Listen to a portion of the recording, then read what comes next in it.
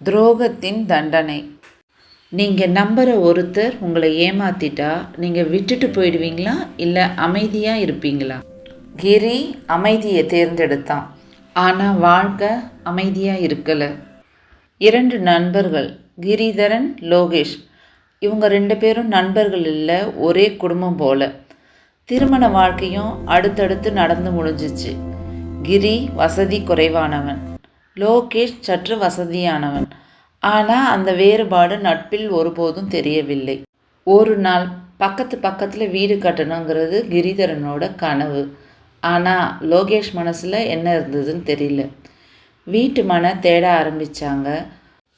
வேலைக்கு போயிட்டு வந்து ஃப்ரீயாக இருக்க நேரம் எல்லாம் 2 பேரும் வண்டியை தூக்கிட்டு சுற்றுவாங்க. எங்கே வீட்டு மனை கிடைக்கும்னு பார்ப்பாங்க, புரோக்கர்ஸை போய் பார்ப்பாங்க. கடைசியாக ஒரு 40-60 மனை ஒன்று அவங்களுக்கு கிடச்சிது. இடம் கிடைச்சோடனே கிரிதரனோட மனசில் ரொம்ப மகிழ்ச்சி. உனக்கு ஒரு 20-60, எனக்கு ஒரு 20-60. அது ஒரு டீல் இல்லை, அது ஒரு நட்புங்கிற உறவு. ரெஜிஸ்டர் ஆஃபீஸ் போய் பேப்பரெல்லாம் செக் பண்ணியாச்சு, எல்லாம் கரெக்டாக இருந்துச்சு. ஆனால் லோகேஷ் அந்த இடம் ரெஜிஸ்டர் பற்றி ஒன்றும் பேசலை. கிரிதரன் மனசில் ஒரே குழப்பம். பல நாள் ஆகியும் லோகேஷ் கிட்டேருந்து ஒன்றும் பதில் இல்லை.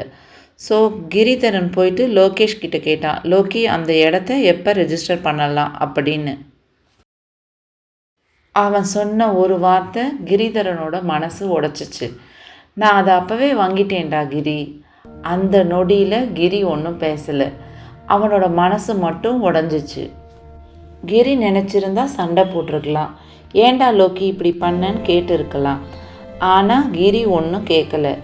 ஏன்னா அவன் நிலத்தை இழந்தான், ஆனால் நட்பை இழக்க விரும்பலை. அந்த நாள்லேருந்து கிரி அமைதியாக ஆயிட்டான். நாட்கள் கடந்து போச்சு. கிரி வேறு இடம் வாங்கினான், வீடு கட்டினான். லோகேஷும் வீடு கட்ட ஆரம்பித்தான். வாழ்க்கை வழக்கம் போல் ஓடிக்கிட்டே இருந்துச்சு. ஆனால் அமைதிக்குள்ளே ஏதோ ஒன்று காத்துட்டு இருந்துச்சு. ஒரு நாள் ஒரு செய்தி. லோகேஷ் வாங்கிய நிலத்தில் சிக்கல். அந்த இடம் வாரிசு இல்லாமல் இறந்து போன ஒருத்தரோட நிலம். அதை சில விஷ ஆசாமிகள் புரிஞ்சுக்கிட்டு அதுக்கு போலி பத்திரம் தயாரித்து பல கைகள் மாறி கடைசியாக லோகேஷ் கிட்ட வந்துடுச்சு அந்த இடம். அரசாங்கத்தில் விசாரித்தாங்க, முடிவு வந்துச்சு. அந்த நிலம் அரசாங்கத்துக்கு சொந்தம். விற்றவர்கள் ஏமாற்றிகள் என்பதால் வாங்கியவர்கள் அந்த இடத்த பயன்படுத்தலாம். ஆனால் ஒருபோதும் அந்த இடத்த விற்க முடியாது. அந்த பட்டியலில் ஒரு பெயர் லோகேஷ். அவன் கிரியை ஏமாற்றி வாங்கின நிலம் இப்போ அவனுக்கே சொந்தமில்லாத நிலமாக மாறிடுச்சு. கிரி லோகேஷை பார்த்தான், லோகேஷ் கிரியை பார்த்தான். யாரும் எதுவும் பேசலை. ஆனால் வாழ்க்கை பேசுச்சு. துரோகம் ஒருபோதும் வெற்றியே ஆயிடாது, அது ஒரு கடன். வாழ்க்கை அதை வட்டியோட திருப்பி வசூலிச்சிடும். கிரி இழந்தது ஒரு நிலம், ஆனால் லோகேஷ் இழந்தது அவனோட வாழ்க்கை முழுக்குமான நிம்மதி.